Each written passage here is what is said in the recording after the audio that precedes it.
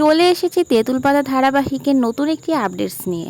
আজকের পর্বে সিরিয়াল পিসি ঝিল্লিকে বলল যে মিলল তো আমার কথা, এই মেয়েটা একটা অঘটন ঘটাবে।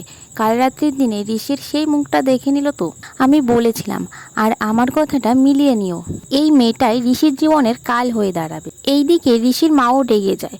ও ঋষিকে বলে যে এই মেয়ের জীবনে তুই বিপদ না আসতে দিলেও আমি এই মেয়েকে ঘরে ঢুকতে দেব না। এই মেয়ের জন্যই তোর জীবনে সর্বনাশ ডেকে আসবে। আর এই মেয়ে কি চায়? আমি আমার বরকে হারিয়েছি, মেয়েকে হারিয়েছি, এই মেয়েকে এখন তোকেও শেষ করবে। তখন সিরিয়াল পিসি বলে যে হ্যাঁ, ও আমাদের বাড়ির ছেলেকে শেষ করে ছাড়বে। তখন ঝিল্লি বলে যে প্লিজ আন্টি, এরকম বলবেন না। আমি চাই না যে ওনার কোনো ক্ষতি হোক, আর ওনার কিছু হবে না। আমি ওনার মুখ দেখিনি। এরপর ঝিল্লি সবার সামনে বেরিয়ে আসলে দেখা যায় যে ঝিল্লি তার মুখের ওপরে একটা হাঁড়ি ধরে রেখেছে। তখন মেচকা বলে যে দেখেছো বৌদি, আর এখন তোমরা দুজনা মুখ হাঁড়ি করে রেখেছো কেন? আর ঝিল্লি কিন্তু তার উপস্থিত বুদ্ধি দিয়ে মুখটা হাঁড়ি দিয়ে ঢেকে রেখেছে। ঋষি কিন্তু এই মেয়ের মুখ দেখতে পারিনি, তাই আমি প্রথম দিন থেকেই বলেছিলাম যে এই মেয়ের তেজ আছে। এইদিকে রিঙ্কি বলে যে হ্যাঁ, এই বুদ্ধি শুধু ঝিল্লির মাথাতেই আসতে পারে। এরপর সিরিয়াল পিসি বলে যে হয়েছে হয়েছে, আমি খুব ভালো করে জানি যে আমরা আসার পরই এই মেয়ে মুখে হাঁড়ি দিয়েছে। ও ঠিক ঋষির মুখ দেখে নিয়েছিল আমরা আসার আগে। ও কি করে পারলো আমাদের বোকা বানাতে? এরপর ঋষি বলে যে পিমনি প্লিজ, তোমাদের এই অদ্ভুত নিয়ম আমার আর পছন্দ হচ্ছে না। এবং ঋষি বলে যে আমরা কেউ কারোর মুখ দেখিনি। এরপর রানা বলে যে এখানে চিৎকার চেঁচামেচি কেন হচ্ছে? আর এই মেয়েটা বাড়িতে আসার পর এই মেয়েটা কি আমাদের রাতের ঘুমটাও কেড়ে নেবে? এই মেয়েটাকে দেখো, এখানে জোকার সেজে দাঁড়িয়ে আছে। এরপর রানা বলে যে এখানে কি হয়েছিল?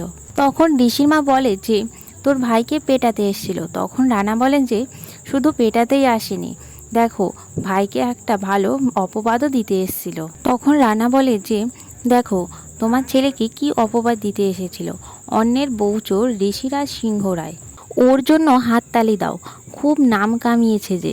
এদিকে ঝিল্লি মনে মনে ভাবতে থাকে যে আমাকে বাঁচাতে গিয়ে নিজে যেমন দোষের ভাগিদার হয়েছে, তেমনি আমাকেও দোষী বানিয়েছে। কি হতো, ক্রিস যা লিখেছে তাই হতো, আমি সেটাই মেনে নিতাম। এরপর ঋষির মা বলে যে কলকাতায় কত শত্রু বানিয়ে এসেছ। তখন ঋষি বলে যে ওর কোনো দোষ নেই। তখন রানা বলে যে এখন তুই মায়ের মুখে মুখে তর্ক করছিস, তাও এরকম একটা ফালতু মেয়ের জন্য। তখন ঋষি বলে রানা চুপ কর। তো তখন রানা বলে যে কি রানা, আমি তো ঠিক কথাই বলছি। তখন রানা আবার বলতে থাকে যে এখানে যা লেখা আছে তাই তো সত্যি, তুই তো অন্যের বই চুরি করে নিয়ে এসেছিস। তখন ঋষি পোস্টারটিকে আগুন লাগিয়ে বলে যে এই পোস্টারটার মূল্য আমার কাছে এটাই, তোর কাছে এর মূল্য অন্য কিছু হতে পারে। আর তোর কাছে ভালো ডেফিনেশন হলো ওই খেয়ালি, যে নিষ্পাপ বাচ্চাদের চোর সাব্যস্ত করার চেষ্টা করে। তাই তোর কাছ থেকে অন্তত ভালো খারাপের ডেফিনেশনটা জানতে চাই না। তখন ঝিল্লি বলে প্লিজ আপনারা আমার জন্য নিজেদের মধ্যে এরকম ঝামেলা করবেন না। তখন সিরিয়াল পিসি বলে যে চুপ করো, তোমার এই নাটক বন্ধ করো। তুমি তো চাও আমাদের মধ্যে ঝামেলা বাঁধুক, তুমি তো চাও, তুমি আসার পর থেকে মা ছেলের মধ্যে ঝামেলা বাঁধালে, এখন তুমি ভাই ভাইয়ে ঝগড়া বাঁধাচ্ছ। তুমি তো এই তেঁতুল পাতাকে ভেঙে দিচ্ছ। তখন ঋষি বলে যে পিমনি প্লিজ, তুমি আর রানার সাপোর্ট হয়ে কথা বলো না, কারণ ও যা বলছে সব কিছুই মিনিংলেস বলছে। আর মার সাথে আমি পরে কথা বলবো, যখন মায়ের রাগটা হালকা হবে। তখন ঋষি বলে যে তুতুল রিঙ্কি, তোরা ঝিলিকে ঘরে নিয়ে যা, ও কতক্ষণ মুখে হাঁড়ি দিয়ে ঢেকে রাখবে। আবার একে অপরের মুখ দেখলে এখানে আবার একটা সমস্যার সৃষ্টি হবে। তারপর তুতুল রিঙ্কি ঝিল্লিকে বলে যে ওই লোকগুলো কে ছিল? তখন ঝিল্লি ওদের সব কথা বুঝিয়ে বলে। এরপর ঝিল্লি বলে যে ওনাকে তো বোঝা যায় না না, উনি গিয়েই একটা মারপিট শুরু করে দিল। তখন তুলতুল বলল যে বৌদি ভাই, তোমার দিকে যদি কেউ তাকায় তো তখন ঋষি দা সহ্য করতে পারে। এরপর রিঙ্কি বলে যে আমার ছোদ্দা ভাই যখন বলেছে যে ও তোমাকে প্রোটেক্ট করবে, তো যে কোনো মতে ও তোমাকে প্রোটেক্ট করবেই। এরপর ঝিল্লি মনে মনে ভাবতে থাকে যে হ্যাঁ, উনি আমাকে দয়া দেখাতে গিয়ে আবারও তো মহান সেজে গেলেন, কিন্তু আমাকে বাঁচাতে গিয়ে উনি তো নিজেই বিপদে পড়ে গেলেন। অন্যদিকে ঋষির মা বলে যে তুই কি বলতে চাইছিস, এই রক্ষা রক্ষা খেলা দেখাতে গিয়ে তুই তো নিজেই নিজের জীবনে একটা বিপদ ডেকে আনছিস। তখন সিরিয়াল পিসি বলে যে আনছেই তো। তখন রানা বলে ওঠে যে একদিকে তুই এমনিতেই ভাইয়াজিকে নিজের শত্রু বানিয়ে রেখেছিস, তার মধ্যে আবার একটা নতুন শত্রু দল যোগ করলি। তখন ঋষি বলে যে দাঁড়াও দাঁড়াও মা, আমি তখন তোমাকে বলছিলাম না যে কেউ একজন আমাদের বাড়িতে ফলো করছে? তার মানে এই ছেলেটাই ছিল তখন। ইস, আমি যদি তখন পুলিশকে ডেকে দিতাম তাহলে এই ছেলেটা হাতে নাতে ধরা পড়ে যেত। তখন সিরিয়াল পিসি বলে যে যে এখান থেকে পালিয়ে গেছে সে তো এখানে আবারও ফিরে আসবে এবং ঋষির ওপরে আবারও অ্যাটাক করবে। ওকে কি ছেড়ে দেবে নাকি? ঋষি তো ওর বউকে চুরি করে এনেছে। তখন ঋষি বলে যে আমি কোনো অন্যায় কাজ করিনি, আমি ওকে একটা অস্বাভাবিক বিয়ে থেকে বাঁচিয়ে এনেছি, আমি কোনো ভুল কাজ করিনি। তখন রানা বলে যে বাহ, এখন থেকে এই অসামাজিক কাজকর্ম তেঁতুল পাতায় প্রতিনিয়ত হতেই থাকবে, তাই তো? এরপর ছোটকা বলে যে আমি তোর থেকে ঋষিকে খুব ভালো করে চিনি, ওকে ছোটবেলা থেকে দেখছি, ও কোনো কারণ ছাড়াই কারোর সাথে লাগতে যায় না। তারপর ছোটকা বলে যে আচ্ছা চল আমরা তাড়াতাড়ি এই পোস্টারগুলোকে তুলে ফেলি।